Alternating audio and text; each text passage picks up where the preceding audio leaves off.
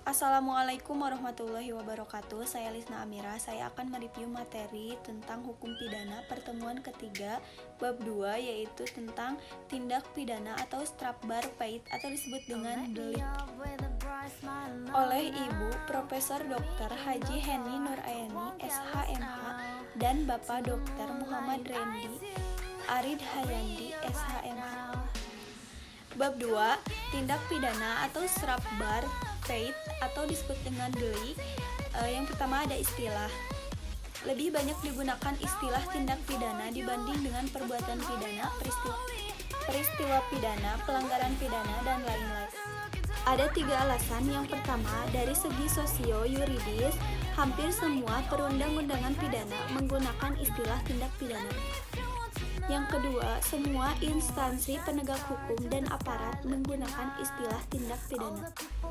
Dan alasan yang ketiga, yaitu para mahasiswa mengikuti tradisi dan kebiasaan menggunakan istilah tindak pidana dibanding dengan perbuatan pidana. Salah satu contohnya terdapat dalam Undang-Undang Nomor 22 Tahun 1997 tentang narkotika. Pengertian tindak pidana merupakan pengertian yuridis yang berbeda dengan istilah kejahatan atau perbuatan jahat.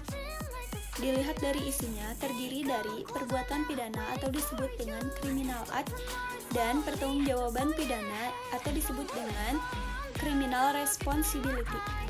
Terdapat pandangan yang memisahkan pengertian antara perbuatan pidana dan pertanggungjawaban pidana atau disebut dengan dualistis.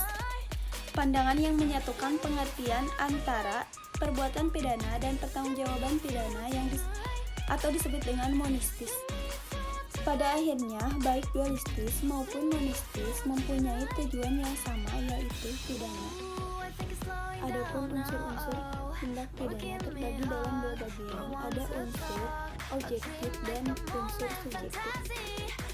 Teknik atau cara merumuskan tindak pidana yang pertama hanya menyebutkan nama yuridis atau kualifikasi tanpa menyebut unsur-unsurnya, misalnya pasal 351, 297 atau 184 KUHP.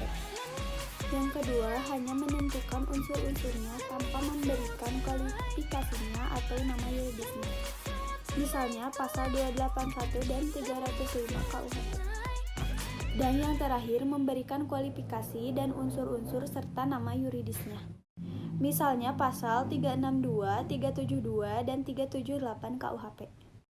Subjek tindak pidana hanya manusia untuk tindak pidana umum dan manusia dan korupsi untuk tindak pidana khusus dan umum. Jenis-jenis tindak pidana yang pertama ada menurut KUHP dan yang kedua menurut doktrin. Sekian dari saya, mohon maaf bila ada kesalahan. Wassalamualaikum warahmatullahi wabarakatuh.